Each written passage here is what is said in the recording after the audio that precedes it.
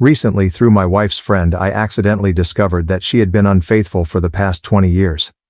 I decided to end our marriage.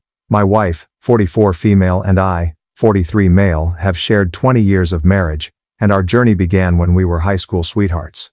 She was a senior, and I was a junior. Our relationship endured a long-distance phase during her first 2 years of college, while I finished high school and completed a year at community college. Eventually, we attended college in the same city, and from that point we have been inseparable, living together and building our life. We married the summer after my college graduation, and overall, our marriage has been wonderful. However, I recently initiated a divorce after uncovering that she had been involved with multiple men during those 2 long-distance years. Just after Christmas, we had a small reunion with a few of my wife's college friends. It was a cozy evening filled with laughter and reminiscing as we caught up over dinner and shared memories. During the conversation, my wife casually mentioned that we met in high school. She didn't clarify that we were dating back then, just that we had known each other since high school. One of her old college roommates exclaimed how remarkable it was that we met so young, had our wild college years, and still ended up together. I played along, jokingly saying I wasn't sure if my wife was as wild as I had been. At that moment, the roommate began to share a story, but my wife abruptly cut her off, saying she felt uncomfortable. Her sudden reaction made my senses tingle with suspicion. I decided to clarify things and mentioned that we actually started dating in high school and remained together throughout her entire college experience. An awkward silence fell over the table, and the rest of the evening was noticeably tense. As we were leaving, one of her other roommates pulled me aside and suggested I should have an honest conversation with my wife about what really happened during her college years. On the way home from dinner, I couldn't shake the uneasy feeling I had. So I asked my wife about what her roommate had hinted at. She kind of blew me off, saying it wasn't a big deal. I told her it was important that she be honest with me, but she brushed it off again, insisting it wasn't important. Her dismissive attitude only heightened my suspicion. When we got home, I decided to take a firm stand. I told her I was going to stay at my brother's house until she was ready to talk about what had really happened during her college years. The next day she came over, visibly anxious. She finally admitted to sleeping with several men during her first 2 years of college. She tried to downplay it, saying she didn't consider it a big deal at the time because we were long distance and she didn't think our high school romance would last. This revelation hit me like a ton of bricks. I pressed for more details, feeling a mix of anger and betrayal. She confessed that it was at least 10 different men, including at least 3 guys she had introduced to me as friends during my weekend visits, and 1 guy she was still in contact with. Hearing this, I felt a surge of emotions: anger, sadness, betrayal. I knew our marriage couldn't survive this. I told her I wanted a divorce and would start the paperwork as soon as possible. True to my word, I began the process on January 2nd. Her attempts to downplay her actions and dismiss my feelings only solidified my decision. This wasn't just about the infidelity. It was about the lies and the disrespect that had spanned decades. Her family and most of my family are telling me I shouldn't throw away my marriage over a few mistakes. They keep saying that everyone makes mistakes and that I should forgive her for the sake of our long history together. But to me, this isn't just about a few mistakes. It's about a pattern of behavior that spanned years. Cheating on me with multiple men for 2 years is not something I can overlook, no matter when it happened. The fact that she continued to maintain relationships with these guys right in front of me, even introducing them as friends, is an unacceptable level of disrespect. Our children are 17 and 19, practically adults, and I believe they will understand why I need to end the marriage. They've seen us as a loving couple, and I hope they realize that my decision is about preserving my self-respect and integrity. I feel like I'm losing my mind with the number of people telling me to overlook years of infidelity and decades of lies. Everywhere I turn, I hear voices urging me to forgive and forget, to salvage what we've built. They tell me I'm being unreasonable, that I should focus on the good times and the life we've shared. But how can I, when every memory is now tainted by the knowledge of her betrayal? It's not just the act of cheating.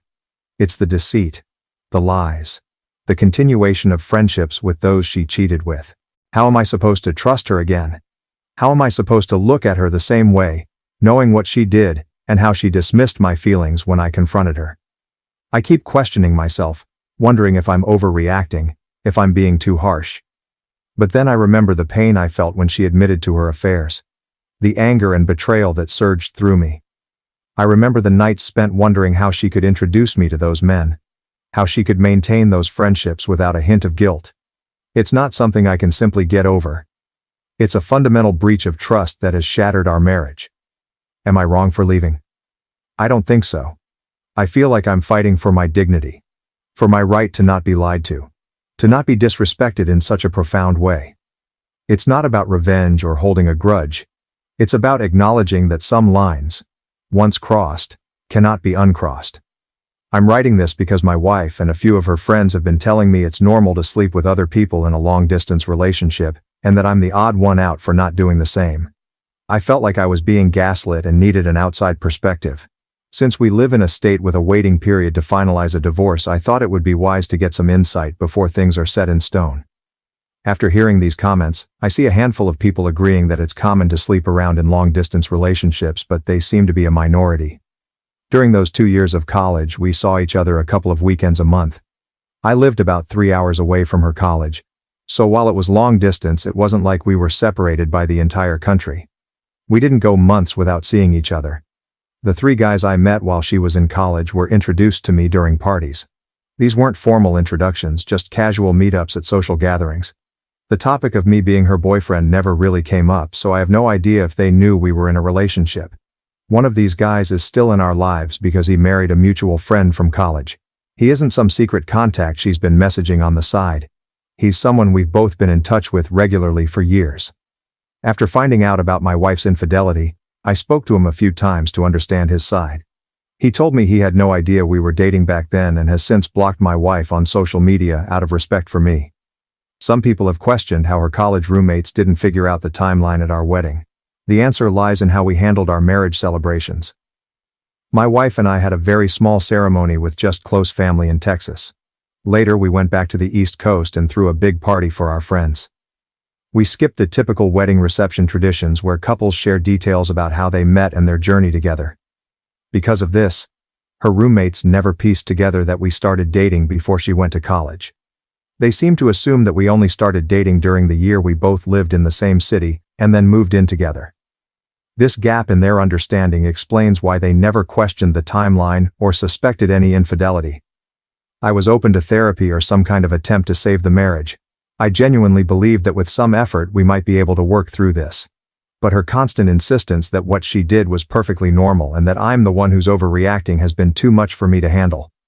She keeps telling me that sleeping with other people in a long-distance relationship is commonplace, and that I'm being unreasonable. The only time she showed any remorse or even offered to reconcile was when I started filing the divorce paperwork. That brief moment of contrition quickly evaporated, and in the last week, she's reverted to her original stance, insisting that she's right and I'm overreacting. This back and forth is why I feel like I'm being gaslit. It seems so obvious to me that her actions were a major betrayal. Yet I've got my wife and others telling me that it's normal and that I'm the one who's making a big deal out of nothing. Her dismissive attitude only adds to my confusion and frustration. I tried to communicate how deeply her infidelity hurt me, hoping she would understand the gravity of the situation. Instead, she minimizes my feelings, treating them as an overreaction to something trivial. It's like she's rewriting the rules of our relationship and expecting me to accept them without question. This constant invalidation of my emotions is maddening. I feel like I'm being manipulated into doubting my own perceptions and feelings. Her refusal to acknowledge the seriousness of her actions, coupled with her attempts to normalize infidelity, only deepens the rift between us. It's not just the cheating itself, but her inability to recognize why it's a big deal and why I feel so betrayed. I'm at a point where I need to protect my own mental and emotional well-being. I can't continue in a marriage where my feelings are dismissed and my trust is shattered. Her lack of genuine remorse and her insistence that I'm the one who's out of line make it impossible for me to see a path forward together. I'm not overreacting. I'm standing up for myself and my right to a respectful, honest relationship. I'm not getting a paternity test unless my kids ask for it themselves. I have no doubts about their biological connection to me, and even if a test showed otherwise, it wouldn't change how I feel about them. I love them more than anything, and my wife's infidelity doesn't alter the fact that they've been my kids for 19 years. They will always be my kids no matter what until the day I stop breathing. We were definitely exclusively dating at the time. First of all, dating culture was a lot different 20-ish years ago, and exclusivity was pretty much the default for most people. There wasn't this open relationship or casual dating mindset that seems more prevalent today. It was understood that if you were with someone, you were with them alone. Second, before she left for college, we had a long and difficult conversation about maintaining our relationship long distance. It wasn't an easy discussion, but she was adamant about staying together. She even joked that her dad would come after me if I started sleeping around with other girls at my school. That joke carried a lot of weight, indicating how serious she was about us staying faithful to each other. Another clear indicator was the situation with my senior prom. She couldn't attend because she was away at college, and when I suggested going with a platonic female friend, she got very upset. Her reaction showed how much our relationship meant to her, and reinforced the idea that we were exclusively together. To avoid hurting her feelings, I ended up skipping my prom and spent the night hanging out with her instead.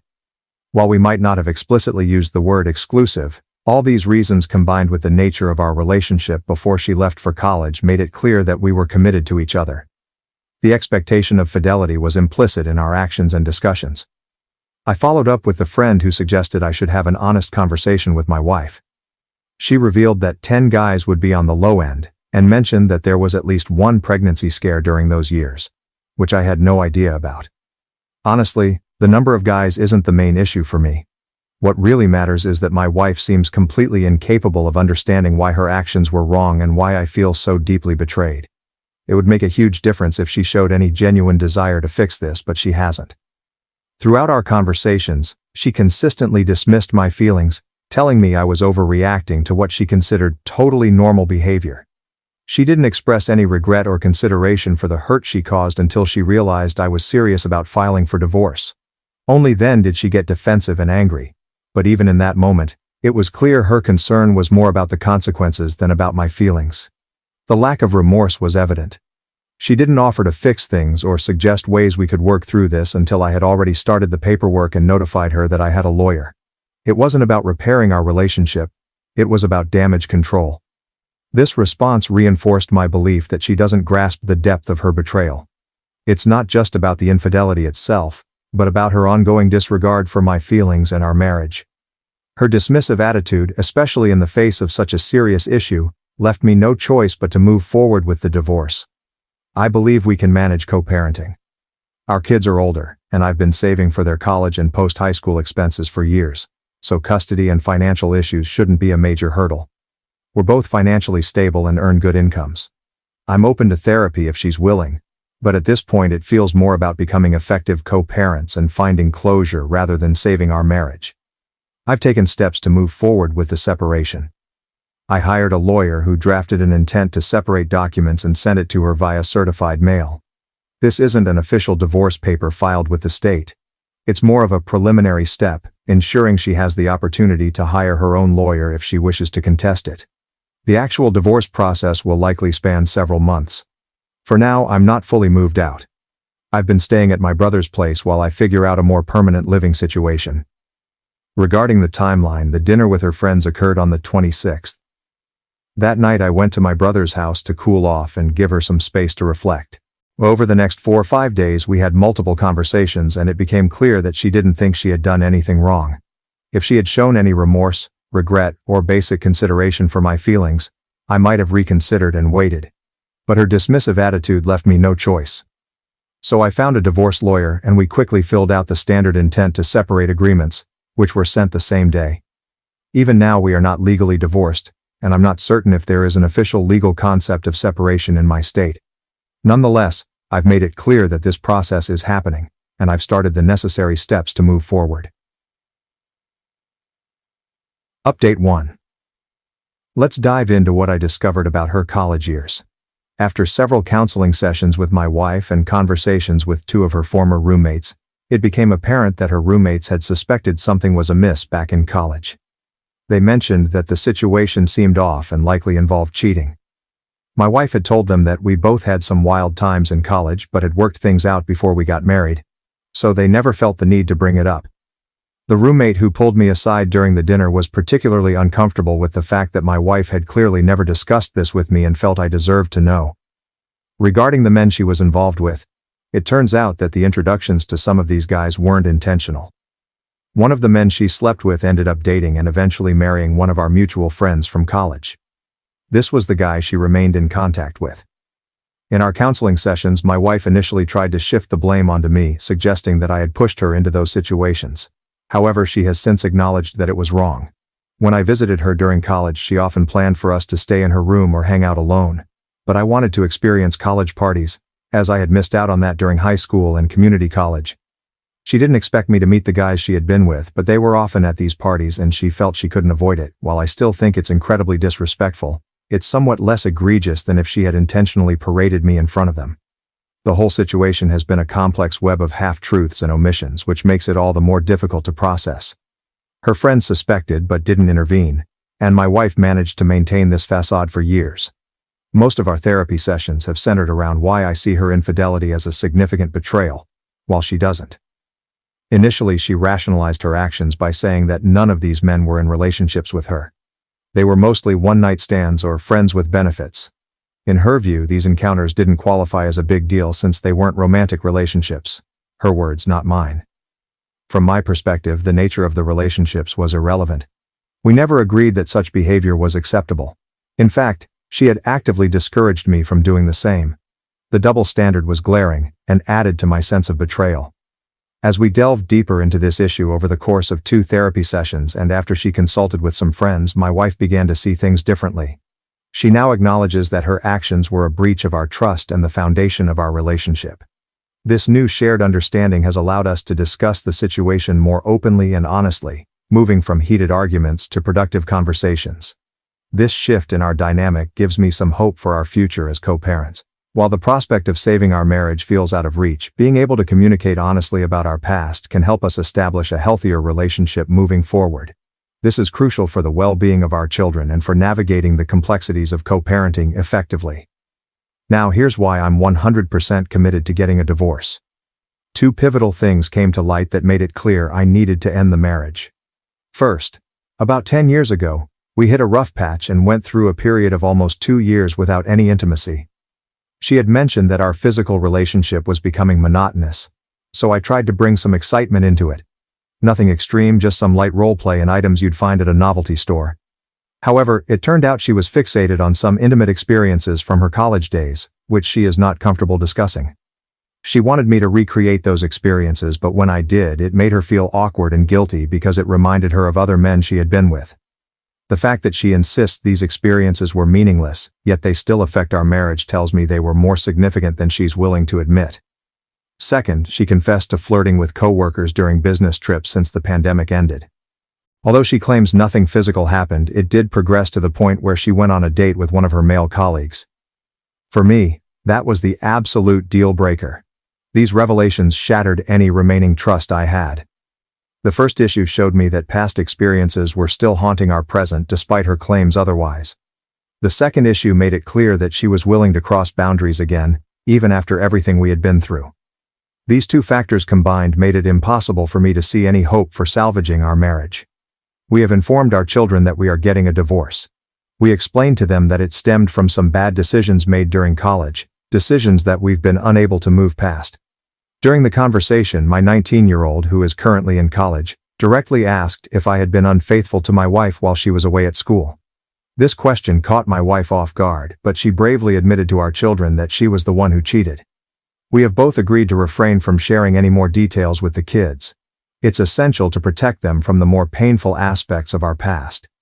I reassured them that despite the separation, both of us remain fully committed to being there for them. I emphasized that we are in therapy to ensure we handle the divorce in the best possible way for our family's well-being. Furthermore, I made it clear to the kids that if they ever feel the need to talk about the situation, whether with us or a therapist, they have my full support. I want them to know they can express their feelings and seek help without any hesitation. It's crucial for them to understand that their emotional health is a top priority for both of us, and we are doing everything we can to navigate this difficult time together as a family. We've begun discussions with a mediator to figure out the best way to proceed with the divorce. Unless something changes, it looks like we can part ways amicably. Both of us are financially stable, free of major debts, and with our kids being older, custody isn't a significant concern. The past few months have been tough, but I'm managing. I'm actually thankful that my last post gained so much attention. It validated my feelings and pushed me to seek counseling with my wife. To be fair, my 19-year-old daughter has had her share of difficult relationships. She's been hurt by boyfriends who either cheated on her or abruptly left her for someone else. Given her past experiences with untrustworthy men, it's understandable why her initial thought might be that I was the one who cheated. Adding to her suspicion is the fact that I was the one who left the house. In her eyes, seeing her father leave the family home might have seemed like an admission of guilt or wrongdoing. Her experiences have understandably shaped her perspective, making it easier for her to believe that I could be at fault. When cheating came up, my wife made it clear that she was the one who being unfaithful. To be honest, I'm not overly concerned about the narrative here. From what I can tell, my wife hasn't said anything negative about me to our kids. Moreover, considering her recent admissions of flirting and cheating, along with her readiness to file for a joint, amicable divorce after just 6 weeks and 3 counseling sessions, it seems she was more prepared to move on than I was. This readiness on her part makes the logistical aspects of the divorce smoother, but it does sting a bit to see her having an easier time walking away from a 20-year marriage than I am. I'm fairly certain she's already looking for a new partner. During our meeting with the equitable divorce mediator, she explicitly mentioned that we are still married until the divorce is finalized and that any infidelity before that date could jeopardize our amicable settlement. This statement struck me as somewhat ironic given that our divorce is rooted in infidelity. Nevertheless, my soon-to-be ex was visibly annoyed when this topic came up. Additionally, I suspect that my current living situation, crashing in the guest room, might be hindering her prospects of moving on quickly. At the end of the day, I'm doing my best to come to terms with the end of our marriage. I've been attending therapy on my own, in addition to our couples sessions to help me cope. I'm mentally bracing myself for the likelihood of encountering the co-worker she only dated again. However, I'm hopeful that I'll find a new place and move out before the divorce is finalized. If everything goes smoothly with the mediator, we should be divorced by summer. I'll have my own place and she can just date whoever she wants. Update 2. My wife and I have finalized our divorce and everything is now official. We managed to have an uncontested, amicable divorce with minimal disagreements. Our lawyers collaborated to draft the plan through mediation, and a judge signed off on it a few weeks ago. Ultimately, the divorce process was straightforward. The only significant complication was related to our 17-year-old who was adamant about staying with me due to the deterioration of their relationship with my ex-wife. Initially, my wife resisted, ready to challenge the uncontested divorce. However, our son made it clear that she could either allow him a few months to process and rebuild their relationship or force him to stay with her until he turned 18 and risk never seeing him again. Although I felt my son's stance was a bit harsh, it did prompt my wife to back down. We moved forward with the agreement that I would have primary physical custody until his birthday later this year. Throughout this period, I've encouraged my son to remain open to mending his relationship with his mother. Despite the actions she took before he was born, she did care for and love him for 17 years. As the divorce proceedings advanced, I noticed my son spending more time with my ex-wife, which gives me hope that they will eventually reconcile. This has been a challenging time for all of us, but I'm optimistic that, with time, they will be able to rebuild their bond. In the end, we divided our retirement funds and investments equally, 50-50. My wife really liked the house, whereas I didn't, so she kept the house and most of the furnishings. To balance things out, she took out a mortgage to pay me back for half of the equity and half of the estimated replacement value of the furniture. Most of our other belongings were easy to split. She kept her car, I kept mine, and we divided our personal items like my music gear and her hobby equipment along with clothing and personal effects. For anything that was harder to divide, we agreed to sell it and split the profits. Thankfully, we had already documented most of our valuable items and electronics for an insurance rider we added to our home insurance a few years ago, which made this process smoother. Things have been going well for me personally. Both of my kids spend most of their time at my place, and we have maintained a close relationship, which was my biggest concern during the divorce. I'm relieved and grateful that this bond remains strong. I've moved into a new house that I truly love, a place that feels like a fresh start. In a nod to my midlife crisis, I traded in my old minivan for a sleek Lexus LC550, a decision that has brought a surprising amount of joy. On another positive note, a woman at work, someone from a different department so we don't work directly together, invited me out for a coffee date. I was upfront with her, explaining that I'm not ready to date just yet. She was understanding and graciously offered to take a rain check, expressing her willingness to go out with me when I'm ready. This invitation was a pleasant surprise. She's incredibly smart. has a great sense of humor, and our professional roles are distant enough that there's no awkwardness at work.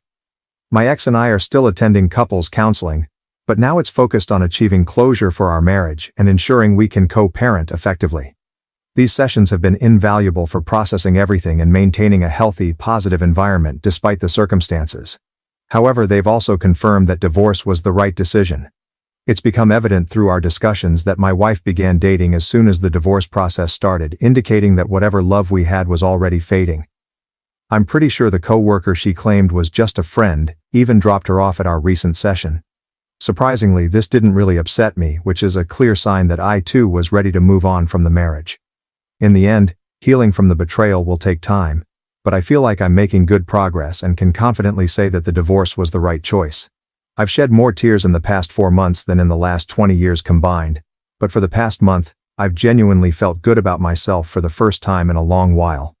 I'm enjoying my newfound independence, staying busy helping my 17-year-old prepare for college in the fall and looking forward to a coffee date with a smart, funny woman in a month or two.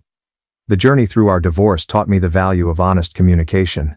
Looking back, I wish we had been more transparent with each other from the start. Honesty could have prevented some of the pain we both ended up feeling. It's a lesson I'll carry forward in all my future relationships, romantic or otherwise. Most importantly, I've discovered the strength within myself to rebuild and move on. Despite the heartache, I've started to feel genuinely good about myself again. Thank you for watching. If you haven't subscribed yet, please do so and hit the notification bell to stay updated with more shocking real-life stories happening around you.